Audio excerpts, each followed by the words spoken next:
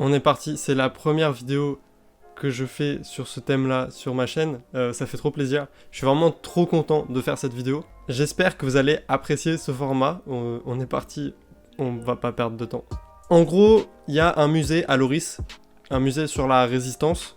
Et je voulais le faire, ça faisait très longtemps que je l'avais sur ma liste des choses à faire. J'y étais jamais allé. Par chez moi, on y va en général avec l'école.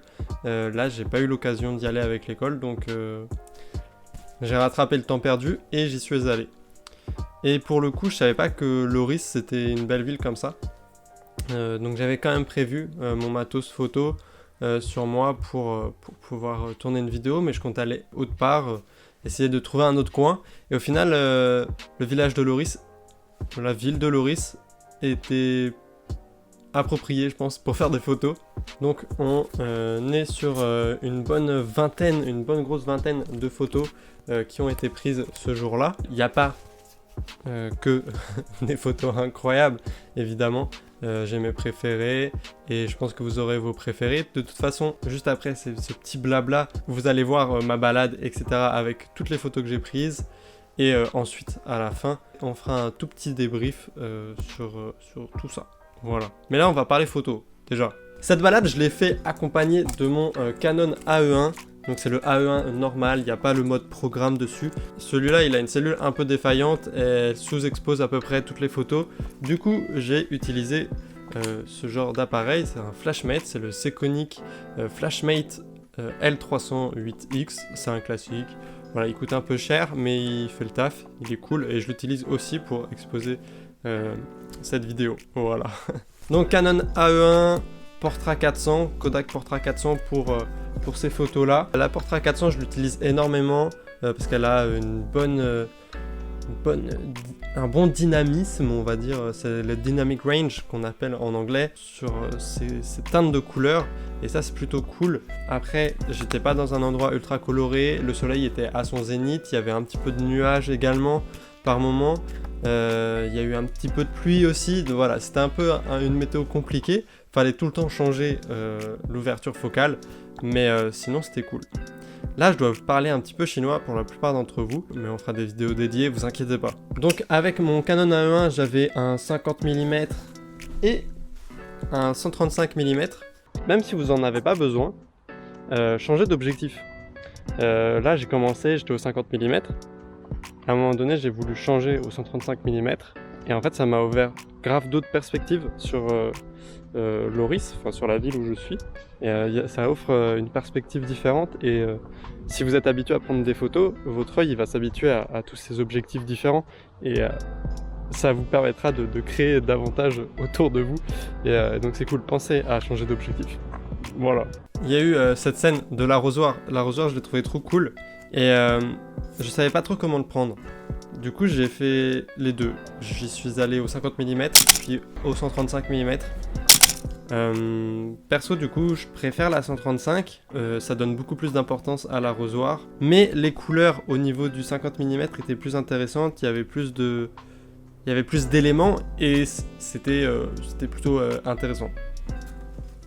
Ouais, voilà, cette scène est plutôt cool. Là-dessus, vous voyez, pas besoin de grand-chose pour avoir une photo cool. Pas besoin de grand-chose, tu vois, là j'ai trouvé un arrosoir. Il était bien placé. Il y avait cette serre à côté qui donnait cet esprit de grandeur et de trucs un peu abandonnés. Dans le sens où l'arrosoir est là avec le tuyau à l'intérieur en mode, bah, la personne était allée arroser son jardin, elle a voulu elle a voulu remplir son arrosoir et je sais pas, il y a eu un problème, du coup elle est partie tout de suite, tu vois, on peut s'imaginer plein de choses. Moi j'ai envie de m'imaginer que voilà, c'était la fin du monde et qu'il y a eu une attaque de zombies, je sais pas, et que elle allait arroser son jardin et qu'il fallait partir en urgence, il y a son petit-fils qui est arrivé, elle a dit vas-y mamie, monte dans la voiture, bam, on s'en va, tu vois.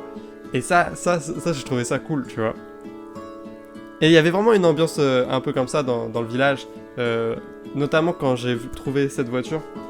Je suis tombé sur une Peugeot 305 GR, donc c'est juste à la sortie du musée d'ailleurs. Et je l'ai retrouvée plus tard dans le village, elle avait bougé. Et ces photos-là, elles sont cool.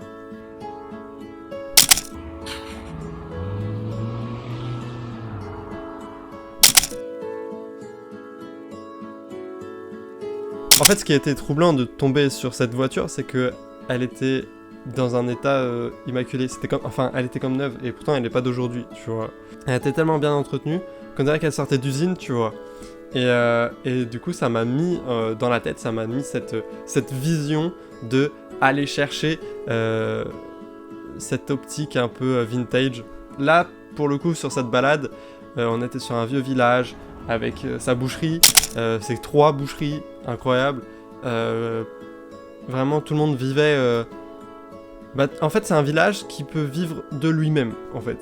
Et ça, c'était fou. Enfin, je sais pas.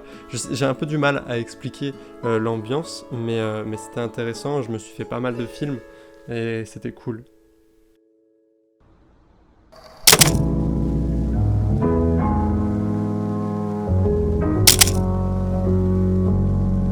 We're trying to be nice.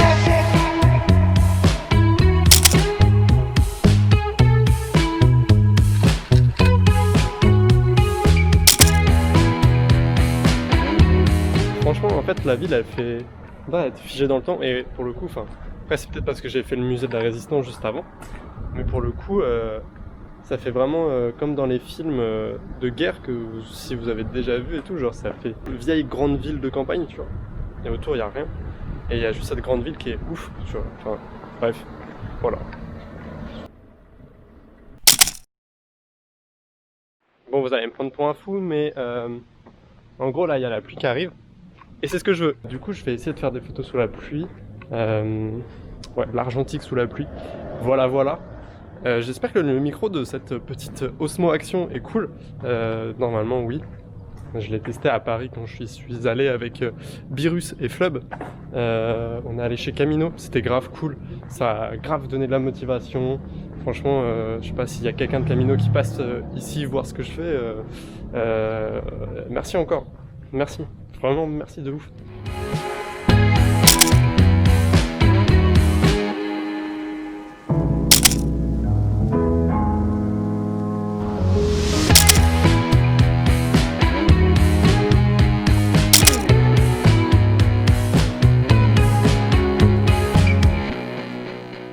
Voilà, j'espère que cette vidéo t'aura plu. Dis-moi en commentaire ta photo préférée. Je vous les ai toutes partagées, les ratées et les réussies.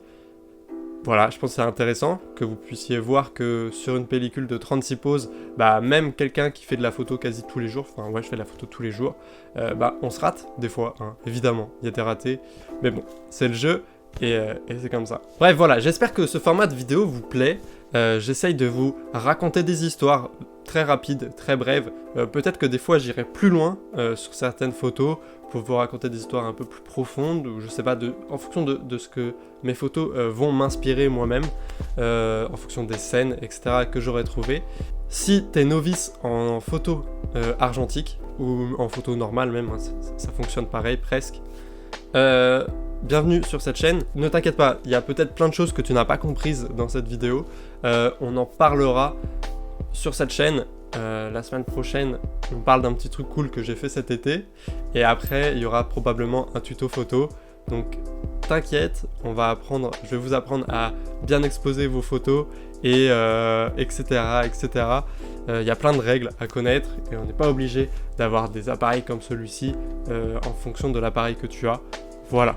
Quand tu arrives au point d'acheter ce genre d'appareil, j'ai pas grand chose à t'apprendre, je pense. Si tu n'es pas novice et que tu fais déjà de la photo argentique, bienvenue encore plus sur cette chaîne. Enfin, pas encore plus, mais bienvenue sur cette chaîne. Parce que du coup, là, on va pouvoir se nourrir ensemble. Je t'invite à aller sur Instagram, il y a le hashtag RubyDarkroom que j'ai lancé. On en reparlera aussi en vidéo. Voilà, il y a plein de choses à aborder. On va pouvoir parler création. Si tu connais déjà tes bases et que tu sais déjà faire tes photos à l'argentique, j'ai pas grand chose à t'apprendre sur mes vidéos tuto, mais en tout cas sur ce type de vidéo, voilà, on peut échanger niveau création, niveau créativité, qu'allons-nous faire tous ensemble? L'avenir nous le dira, il suffit de le faire comme dirait Ichon. Bref, j'espère que cette vidéo vous aura plu, à très bientôt, à la semaine prochaine, c'était Ruby. Gros bisous et laisse un like, abonne-toi, etc.